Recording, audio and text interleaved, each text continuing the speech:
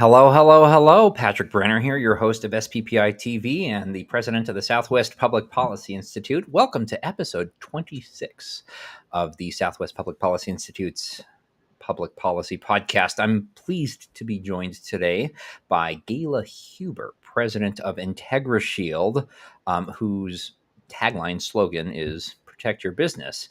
Gayla, thank you so much for joining me today. It's a pleasure to have you and to meet you again. Thanks for having me. Yeah, we'll have to work in that joke a few times probably in here. Oh, well, at least twice. Yeah. That's gonna. So the inside joke here is that Gayla and I were at one of the. We're at a conference. And we were being introduced by a mutual colleague, and the same thing kept happening with different mutual colleagues throughout the entire conference. Like, oh, have you, Patrick? Have you met Gayla? Gayla, have you met Patrick? And that was the rolling joke. And we travel in the same conference circuits, Gayla, and every time we end up at the same conference in the same place at the same time, it's, hey, great to meet you again. Yes, and we always get reintroduced at every single That's so time. funny. It is weird. It doesn't happen with anyone else, but every single time if someone's standing by you or me, they're like, well, do you know? So I'm like, oh my word, it's been years. Yeah, literally. It has been years at this point. So like, this is going to be an educational experience for me. You and I we've both done work within the alternative financial services sector.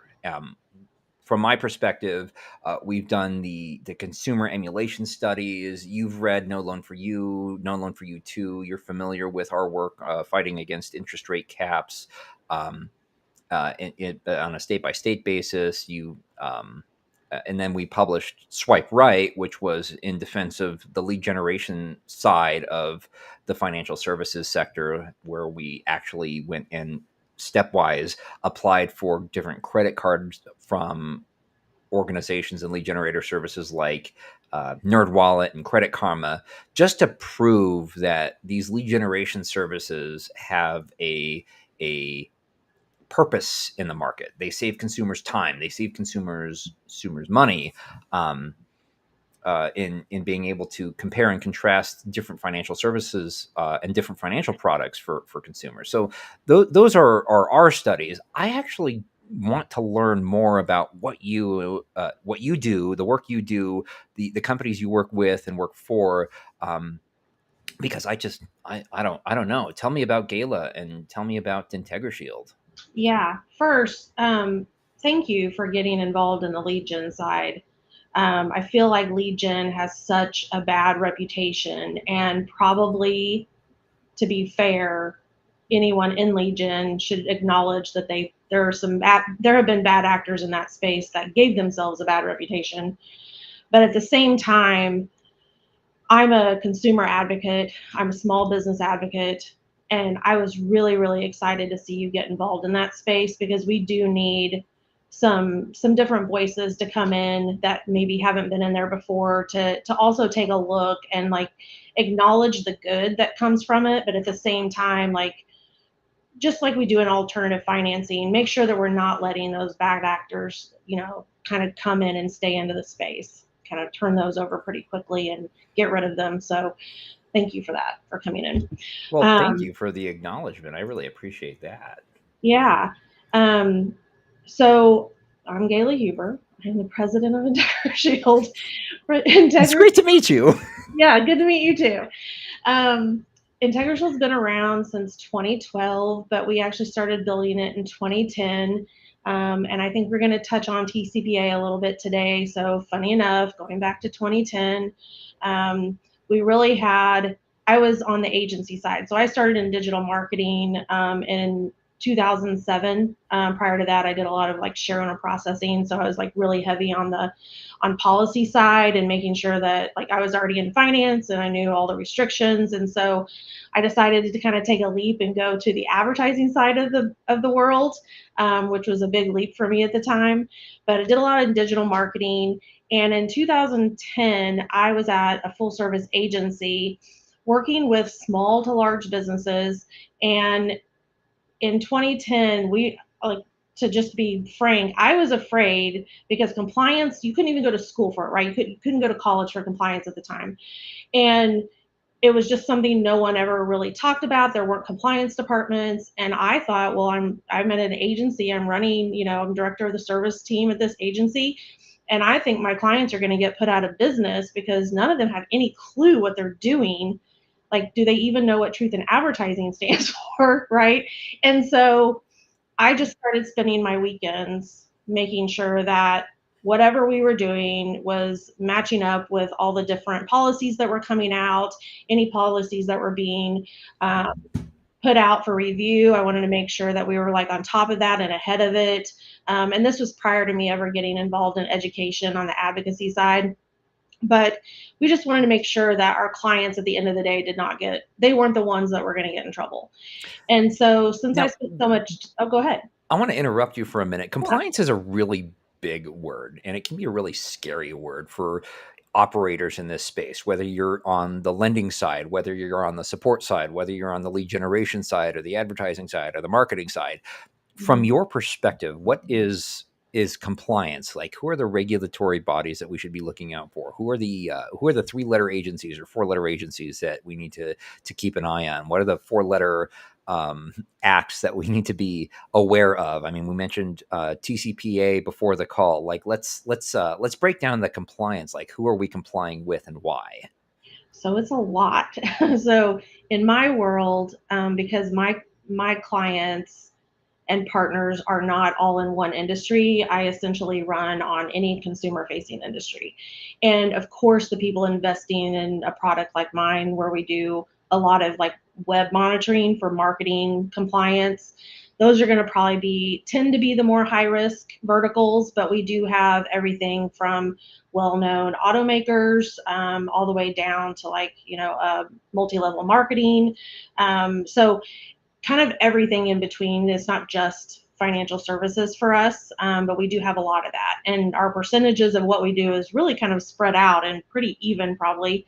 And it's also for us international. So we're not just concerned about the policies in the United States. But for the purposes of today, I don't want to throw out that many acronyms. So let's go with Well, yeah, like, let's. I don't want to talk about EU stuff. yeah, What yeah, is no EU GDPR? stuff. Huh? GDPR. Has that been a Yeah. nightmare for you? No. I No? mean, Okay. so remember GDPR, everybody was like, so it was like the check boxes on TCPA consent way back in the early 2000s, where people were like, do we do it? Do we not do it? Like, oh my gosh, how's this going to work? And everybody freaks out, and then it's okay. And it's just normal. GDPR is like not that big a deal to me, any more than like any of the stuff that California tends to roll out before anybody else rolls it out. So, but the kind of in my world in the United States, we're obviously looking at the FTC. That is, so FTC is going to be my number one right now. And that's simply because, and I think we'll talk more about this later, but the CFPB, while they are not getting rid of rules, they are not enforcing rules, right? So I'm not super afraid of the CFPB right now. And I think it's a great opportunity for financial services folks to take a look at their operations and really, go out there, maybe take some risk. I want them to be compliant in the risk, and I really, really, really want them to be protecting their consumers in those risks. But there's a lot of really cool technology out there that some people might have been afraid to try out when it's super heavy enforcement. So the FTC to me is the one that's going to continue to enforce. And in my world, that's just because like it doesn't matter what you are, Democrat, Republican, or anything else. Consumer protection is a bipartisan issue, and nobody wants to be on the other side of like not protecting consumers. Like it's just a bad look. So the FTC in my mind is a big one. The FDA I think is going to be coming in good. I think I posted actually an article from the FDA, some stuff that they did today, just because in that world consumer protection is still big, and claims and things like that are really important when it comes to marketing. I think we're going to talk about one-to-one consent today. So the Centers for Medicaid, Medicare, CMS is a big one because they do still have one-to-one consent as a requirement. But the FCC, they finally got another commissioner voted in, so they couldn't do anything for a second, not very long, but for a little bit. Did they not have a quorum? They didn't No, have the minimum yeah. numbers? Yeah. So Yeah, and then finally they just I was been a week ago, maybe 2 weeks ago. I don't know, I lose track of time. But finally the FCC is back in it to win it, but I'm really hoping the FCC focuses a lot more on protecting small businesses. So I'm gonna keep pushing that, and I'm probably never thought I'd end up like working on FCC issues more than advertising, but I found out how much small businesses suffer under like some of those policies. So we do a lot there. Um, but yeah, so like those are my big ones. And then of course, because Republicans are in charge, we see a lot more state side actions, right? So North Carolina Well, is Republicans are in charge of well, the federal side, right? I yeah, mean, federal the side. House, the The Senate, state, the yeah, federal the states agencies. are like the bigger risk right now. The states, Um, especially the states where the Democrats have control of the legislature, the governor's mhm. office, and then the attorneys general. Those are our big obstacles and challenges right now, is appeasing those attorneys general. Yeah, how many states actually have all that right now? Is it 13, 15, That 15? is a good looking question. I'm not So going to I'll look answer it that up because later. it'll change. It'll It's change the same, tomorrow. 13 to 18, right, is where I usually find that number. Hmm. So whatever that number is right now, I just tell people, like, on average, plan for 15 states to be worse than the federal government. So that's and it would be lovely in business if you could just be like, well, I don't want to work with those 15 states, but I'm a consumer advocate, and I think those consumers deserve a right to some of the products that are a little bit higher risk. And I'm not just talking about financial products, I'm talking about everything from like hemp products and on. So I think consumers really in those states shouldn't be punished just because their governments are trying to overly restrict businesses from doing business with consumers in that state. But There's a concept, right to try, right, within the medical healthcare space, and that concept of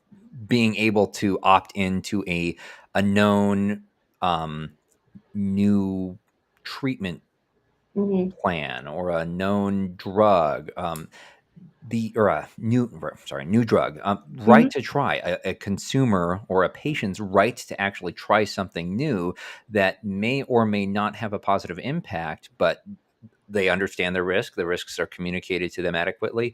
Does a healthcare patient have the right to try new treatment options that are being rolled out in their early stages? I mean, do they have the ability to opt in? And that's something that I don't think the FDA balances nearly as well as I feel like it should. Yeah, so the article that I think, and I'm trying to remember because I put too many things out, but I want to say the FDA article that I put out today was on their recent settlement where it was basically they went after a company because the one of the I believe it was the owner of the company put out on social media the benefits, and it was a really good compelling story, the benefits of this product that targets women. And I mean, if I needed it, that story would have compelled me, but it was lacking pretty much every disclosure you could think of. And so you have to, again, when we work with the businesses that we work with, the big thing is you have to mitigate your risk. And it doesn't mean you can't tell your story. It doesn't mean you can't say all the good things, but you have to be fair and you have to make sure that the information on both sides is there so that consumers, whether it's an FDA product, which is more, would affect a person's personal life a whole lot more, or a financial product where it's going to, have ramifications probably on their entire family, their community, whatever, depending on how bad the situation is. So, um, yeah, you just got to make sure that you're taking into consideration compliance, which is to me a consumer protection factor, and getting your message out there at the same time. Sure, sure. Balance. Yes. Balance is a beautiful thing. Well, and from my perspective, I mean, generally speaking, it's the opinion of the free market think tanks like the Southwest Public Policy Institute that the free market itself, when left to its own devices, is going to produce the best result, where consumers have the greatest freedom to choose the right product, whether it's financial or otherwise. But when you are eliminating or restricting the barriers to entry, when you're allowing more marketplace entry of new products, that natural competition between companies is essentially its own regulator. Like when you're forcing companies to compete with each other on price and quality of product, whether it's a financial services product or a product that would come under the Food and Drug Administration, when you are forcing companies to compete with each other, you get good quality products when they are, and that free market is like an incredible natural regulator.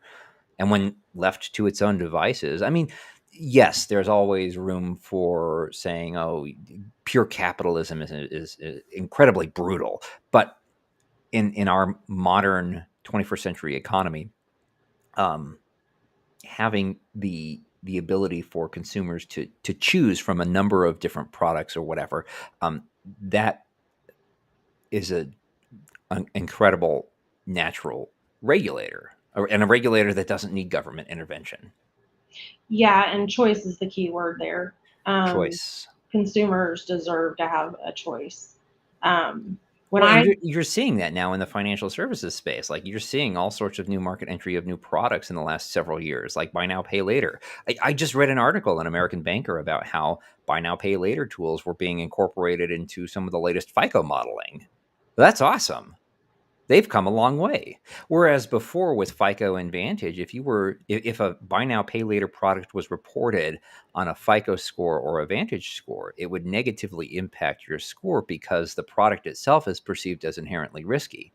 If a borrower is borrowing buy now pay later, a short-term small dollar loan product, the very act of borrowing that money through that vehicle or mechanism was perceived as risky. And there, even if you paid on time every month for the duration of the contract, it's still perceived as inherently risky and reduces your FICO score as a result. But now the latest modeling is coming out, and you're seeing FICO actually adequately categorizing buy now pay later as improving your credit, which is a huge stride in the right direction, I think. Yeah, absolutely. I think when it first came out, right, no one knew what to think of it, and consumers were kind of unintelligent about using it, and so they were using it for things that they probably shouldn't have used it for. So there are few little horror stories in there, But but there's always horror there are stories. always, because you can't control everyone, and you can't be like, you don't need to use it on a hamburger, right? But like some people do. so, um, but it makes me think back. Remember that old?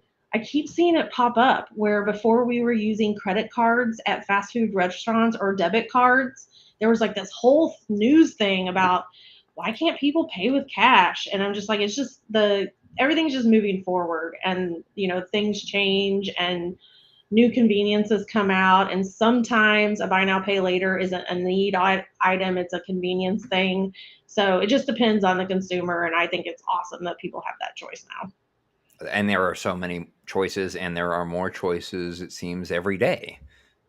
Yeah, yeah, it's this is going to be a really fun couple of years in my opinion. I hope everyone takes advantage of it, and they really go out and test AI and try new things, and really kind of see what kind of unique products that they can offer out there that might make things better for consumers.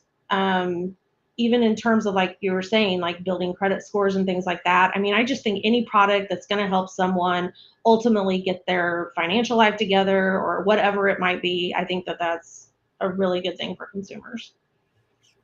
Yes, I do too. So let's see how the next couple of years go. I hope, and I'm. This might be some false hope here, but I hope that the Republicans aren't going to continue pushing as hard as they have been, because I think what you're going to see is a pendulum swing. We'll spend the next 3 years pushing really, really hard, and then the Democrats get control back of all of the big agencies again, and you see that pendulum swing from super limited regulatory environment to overly regulatory environment again, just as a fact of retaliation. Like, Yeah, and not so. So the big thing that businesses need to remember, and like I'm like trying to preach this to everybody I talk to, because, especially in the fintech space, because the CFPB isn't getting rid of the rules, they're just not enforcing the rules. And pretty much I'm seeing that across the board, right? I'm not seeing a lot of, there's not the 1 for 10, right? Come up with a new rule, get rid of 10. There's just like not rules being developed right now. And none of the current rules are being, you know, taken away. They're just not enforced. So That's all a of bad that, indicator. well, so that all that has to happen, right? And you have to look at every rule. So like whatever your business is, whatever space you're in, whatever, 3 or 4 acronym agency oversees you, you have to look at the look back period, because as soon as the Democrats get back into office in a few years, which, I personally like that our country kind of does a little back and forth because it keeps us balanced. But if that happens and when that happens, there's going to be that swing like you were talking about. And so whatever you do today, so I'm saying take risk on things that are legal and compliant, and take compliance into account. But also don't forget that you need to really know, like you need to see if there's a look back period of 4 years. Is there a look back period of 2 years? Like what's the look back period of what you're about to do? And okay, go to the line, try something new, develop new things, but like don't screw over consumers, because if you do, I'm probably hoping there's a good look back period, because I would like them to go after you, because there's got to be a little bit of common sense in here, and it can't continue to be like deregulation should support businesses, and it should help businesses grow and thrive, and that ultimately should help consumers. Right. If the businesses do not act right during that period, I'm all for going after them, because come on, guys, like we've done this before. Like we don't have to harm consumers as we're doing things. So just take a look at the risk, take a look at the look back periods, take a look at every single rule that's out there, be compliant, but a good time to make some money and test new things. So speaking of rules and look back periods, I know we talked a little bit at the beginning about the Consumer Financial Protection Bureau's first circular from last year. It was 2024-01. It was looking at digital intermediaries and how certain digital intermediaries were preferencing certain products based on financial kickback. But that posture combined with the FCC's one-to-one consent rule, which is it was overturned by the 11th Circuit, right? And Yeah. it's dead. It's dead. Yeah. Way to Um, go, INC. yeah, that was the Insurance Marketing Coalition, right? Yes, Insurance Marketing Coalition. Yes. That was a case that was considered by the 11th Circuit, and the Federal Communications Commission's one-to-one consent rule was permanently defeated, which is an amazing success story for the lead generation space. And I know that you're involved in spaces outside of financial services, but for the sake of our 40-minute conversation today, let's stick with just financial services to Okay. limit the scope of our discussion. With respect to the FCC's one-to-one consent rule, what would that have done to the lead generation space if it had moved forward? It would have killed some of the small businesses that I had been talking to.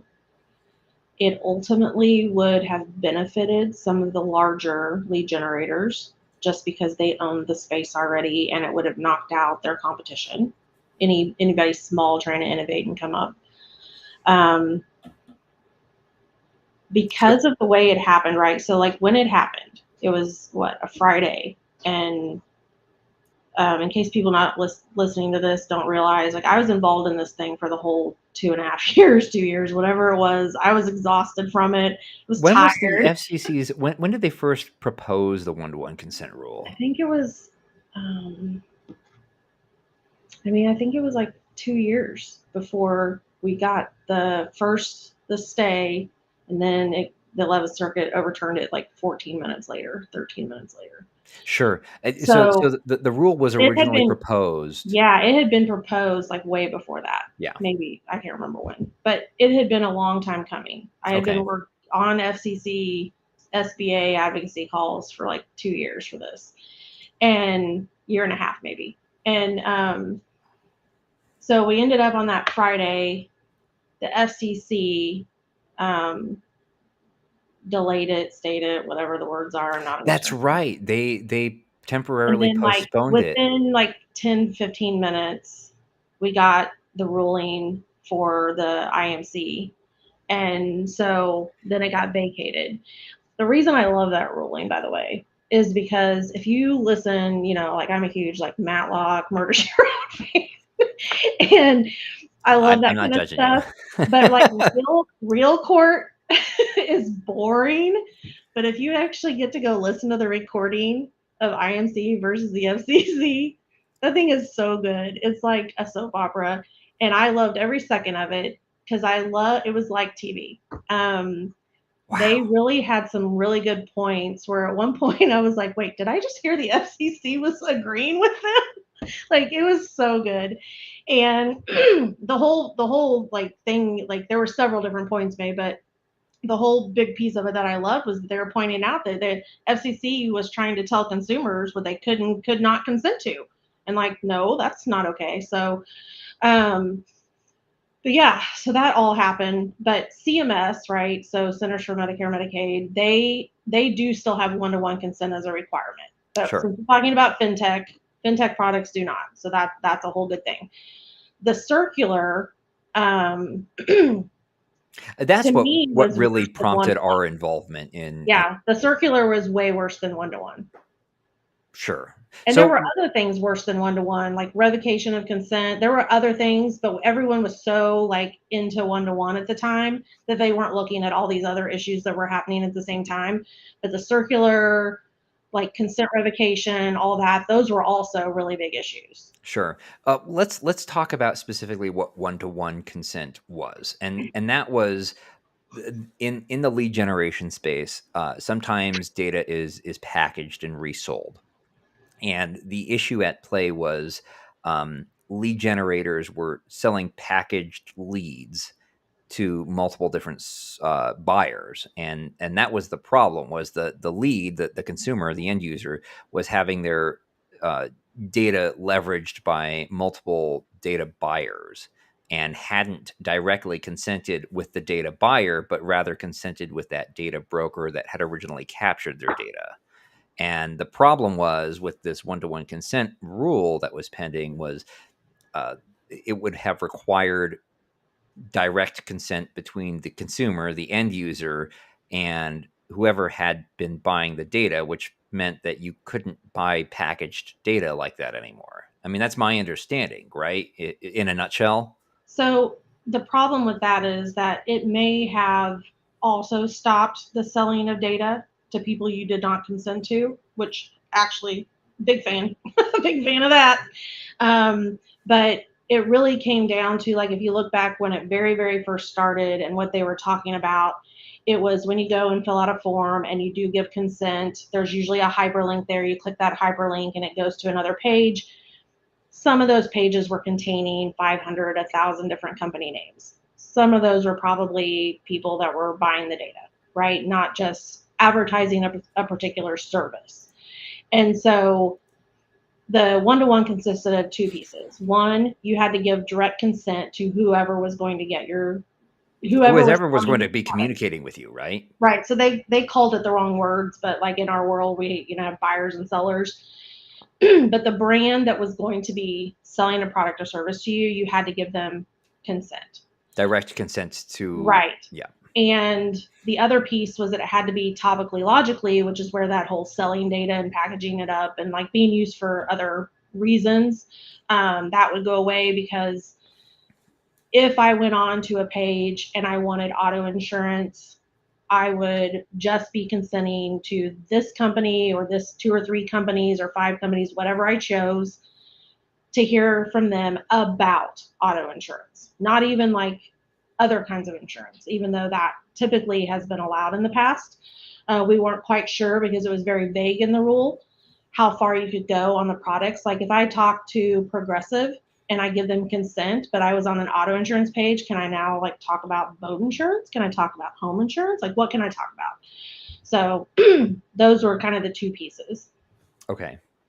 And then, so there's the FCC's 1-to-1 consent rule. We were super concerned about that. We were tracking that. Our opinion was that, and this is based on several conversations that we had with lead generators directly, both big and small lead generators, was that in the event that the 1-to-1 consent rule did in fact go into effect, it would have created an unbalanced market, right? And you mentioned this earlier, was the big lead generators would have benefited because it would have forced the smaller lead generators Mhm. into a position where they could no longer compete effectively in that marketplace. Right. And Um, you would have been looking like, depending on what product you're doing. So a lead price might vary, right? So some might be $50, some might be more exclusive, so they're 150 or above. Some are really low, like $20, $30, and some are even cheaper than that.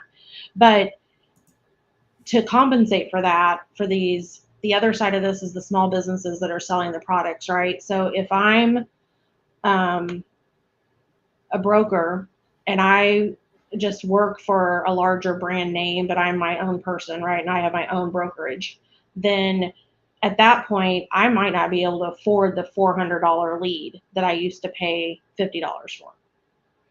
And so then you're not just taking out the lead generators, you then are taking out the small businesses that are selling the products because they also can't compete with the larger companies that can buy really expensive leads.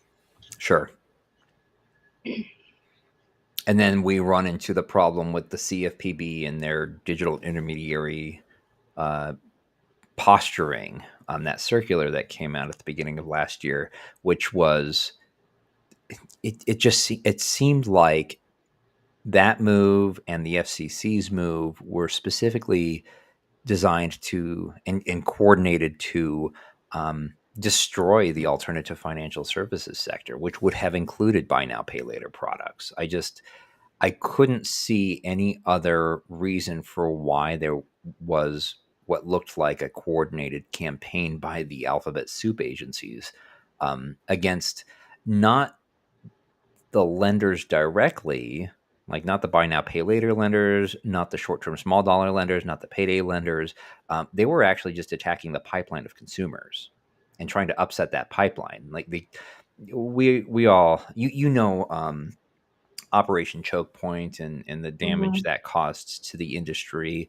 Uh, I don't want to get into whether or not it was appropriate or necessary, but Operation it seemed almost like a different type of Operation Choke Point. Rather than attacking the lenders, it was attacking the pipeline of consumers. Like they could no longer attack the lenders directly, so they were attacking um, what was keeping the lenders in operation, which was the consumers. If you cut off the supply of consumers, you can't lend to anybody, and the whole industry dries up. That's what it seemed like to me. Yeah, I have no doubt it was a concerted effort on the part of many to hurt more than just fintech. But yeah, 100%. Right. Um, Sure. it's a really big space, and specifically on fintech. Well, I mean, we know that the government would like to control more of the money than they currently control. I'm just being careful with how I put my words out there. Well, I can. And so I'll say it for you. you say Um, it for me. let, it wasn't George Orwell, wasn't it? Saul Alinsky who said like control healthcare and you control the people. I'm pretty sure that was the Saul Alinsky quote. Maybe. Um, to take that same principle and apply it to money, like control money and you control the people, and it seems to be like that's the attitude that was being taken by the regulators, was control the money and then you control the people. And you see that with debanking, you see that with um, uh, the fear mongering around a social credit score, and while that's the I don't want to talk about that. That's like I know, I'm conspiratorial trying to stay stuff. away Like, from it, but that was why, let's right? There was a concerted effort because it's like you have to start somewhere and you just kind of slowly take away consumer choice and limit it. But unfortunately for consumers, like we don't live in the 1950s, and a lot of consumers, if they walked into the local bank down the street, they're going to get laughed out. They're not going to get anywhere. They're not even going to understand what they're trying to get because there's no information when you walk into a bank. I hate that. So, Let's explore that a little bit, because we actually walked into a bank and tried to apply for some short-term small dollar loans, and it was quite literally almost like that. Uh, in New Mexico, the state adopted a 36% interest rate cap on loans less than $10,000. So 36% APR is an all-in APR cap. Price controls never work. They just destroy the supply of whatever good or service is being provided. So this price control on credit, which was the 36% interest rate cap, came into effect, and we wanted to test whether the big banks and credit unions were going to step up and fill the gap. And because that was the narrative that was being peddled by the proponents of the rate cap measure was, oh, don't worry, big banks and credit unions are going to step up. I'm specifically recalling an article that was published by Pew Charitable Trusts. They said 6 of the 8 largest banks in the United States are now offering an affordable short-term small dollar loan, and 3 of those 6 had branches in New Mexico, which was essentially a shopping list for us. So we went and applied. We went and applied at U.S. Bank, Bank of America, and Wells Fargo for their small dollar loan product. At Wells Fargo, it was their flex loan. At US Bank, it was their simple loan, and at Bank of America, it was their balance assist loan. I don't think the balance assist loan even exists anymore. And then when I tried to go into US Bank, I physically walked into all 3 of these branches. But when I went into US Bank and I tried to apply for their simple loan, just trying to get a $500 loan, they actually did not know what I was talking about. They were unaware of the product that was being offered by their institution. I had to like pull up the US Bank simple loan on my cell phone and show them, like, this is the product that I'd like to apply for. Why don't you know about it? So when you say that, I know it was in jest, but like it was real. I what did experienced they it. say? Like, did they do it? Well, here was the problem with these small dollar loan offerings by the big banks is, as soon as a human being touches the application in any way, that institution loses money. That's how thin their margins were on these loan products. So the idea was, you go into a US Bank branch and you apply for the checking account, and you get the checking account, which was a requirement of having access to even apply for the simple loan product. Um, the the idea was, sure, you have a checking account which facilitates eligibility for the product, but then you have to go and apply for the product online. Like the short-term small dollar loan, the $500 loan for 6 months or whatever it was, I forget the terms. You could only apply for that product online, and the approval process was entirely automated. It was only digital. You did not talk to a banker. You did not talk to anyone real. It was all digital from the application to funding. I never got to the funding process because I was ineligible to apply for the loan, because I hadn't had my checking account with recurring direct deposits for 12 months. But this defeats the whole process of the loan. Like, these loans are meant as like alternative emergency credit or specialized emergency credit. Like, I can't, let's say I don't have access to a revolving line of credit. I don't have access to a credit card. I don't have access to that type of credit. And I have a $500 emergency bill that comes up. What do I do? You go to a short-term small dollar lender, and in New Mexico, those don't exist anymore. So you go to a bank, because the banks were coming in as the saviors. Um, and there was it didn't exist, because the conditions to be met before you apply for the loan were unrealistic. It Yeah, was you clearly not meant you don't as an need it emergency. in 12 months. Yeah, Right, that's right, right. ridiculous. It was meant for existing customers, but they were totally icing out the population that wasn't an existing But the customer. underbanked population is who needs You the you small want to talk dollar about how loan. huge the underbanked population is in the state of New Mexico? Just in the Albuquerque area, it's in excess of 30%. Over Wow. 30% of the population in the metropolitan statistical area of Albuquerque is considered unbanked or underbanked by the FDIC. That's huge. That's huge. Huge, as our Are they president walking would that say. rule back anytime? No, no, it's a travesty, and these Mhm. consumers don't have access to the credit that they need. Yeah, And it I bothers bet me to hear stories like that. I'm it's a really, horror story. yeah, because everyone is made to look like such a criminal for offering high risk products to high risk consumers. But it's But like politicians that the don't bad understand actors, risk-based pricing. the bad actors are few and far between anymore because the good actors these days are not letting them run amok anymore. So it is, It's self-policing. One, two is the bad actors are the unlicensed lenders, right? We're like, mhm. come on, New Mexico is known for Breaking Bad. Breaking Bad is pretty much based on a true story. I mean, there's the cartel here talking about unlicensed lending.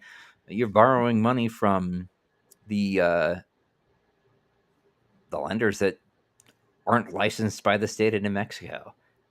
The Yeah, cartel, the mafia, like organized crime, loan sharking. Like, that's real. yeah. Whenever I think about policies, I always think about like how's it going to impact my kids because I know like growing up, I know what our world was like going back to the circular. The first thing that popped in my mind when that happened, I actually was at FinTech Meetup. I think when that circular came out, like the day before. So I was Hmm. in Vegas at FinTech Meetup conference, and I was like, "Whoa, we're getting ready to turn in our internet is going to be the yellow pages. No one's going to be allowed to advertise anything. Everyone's going to need to name their company starting with a letter A or a number, right, to be at the top of the list." And the circular was really like a shot across the bow of pretty much just any directory out there, Expedia, Google. taking Google is a money digital off of, intermediary. yeah. So, I well, don't and think that's they the other meant. thing. I They don't think they weren't going meant to to go cap. after Google, which paid search is a pay to play. It's a pay to rank, right? In the top Yeah, three.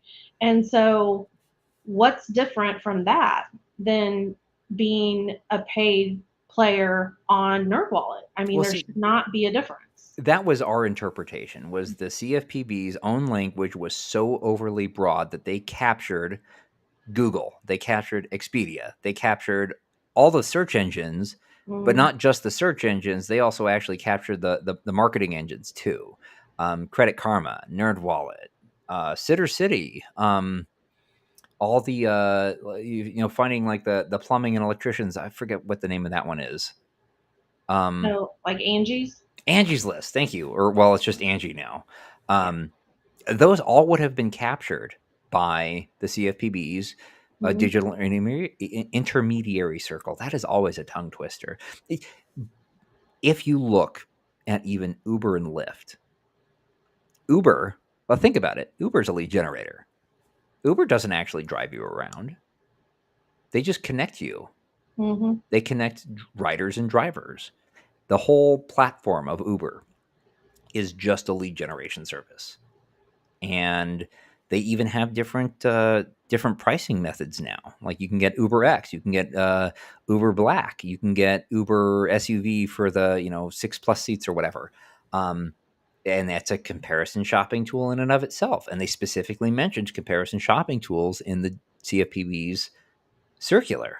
That's they would have captured Uber. I mean, that's like regular. That's like the econ 101 definition of regulatory capture. Yeah.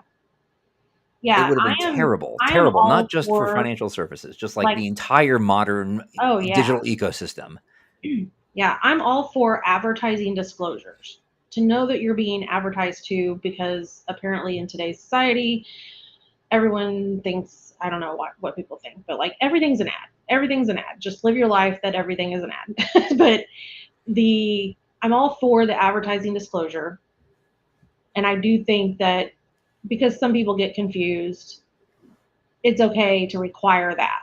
But I don't think, yeah, that the idea that they were going to take away even the ability to have that is kind of ridiculous. Speaking of advertising disclosures, you're listening to episode 26 of SPPI-TV. I'm here today with Gayla Huber, president of IntegriShield. You can find out more about IntegriShield at IntegriShield.com. They exist to protect your business. You can find out more about the Southwest Public Policy Institute at southwestpolicy.com. And there's your ad placement. I wonder if I have to disclose that.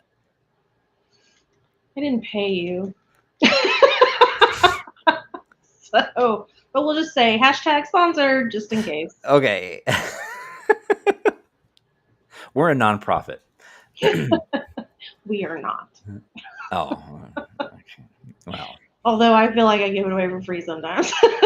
Yeah. Well, me too. What we do is a public service and a public good.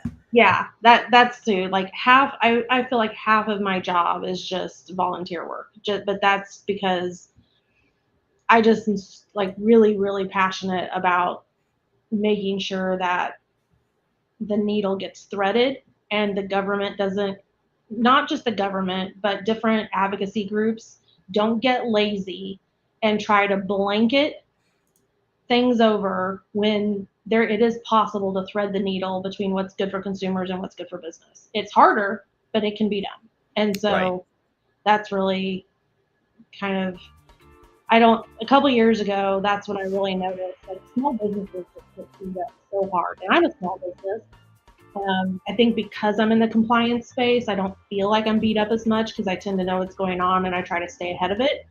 But man, if you're just running a regular business out there and you're just trying to buy some cheap leads because you don't have money for marketing and all that, man, you have no idea what you're in for. You could lose your business tomorrow and not have any idea why until it happens.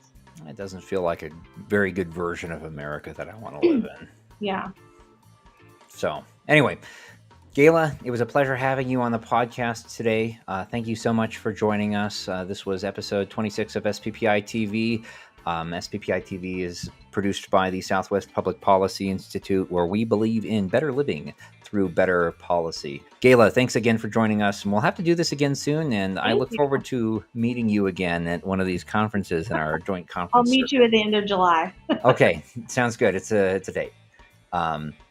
Gayla, thank you. And ladies and gentlemen, I will see you on the next episode of SPPI-TV. Again, I'm your host, Patrick Brenner, president of the Southwest Public Policy Institute, and we appreciate your support. You can find out more about the Institute at southwestpolicy.com.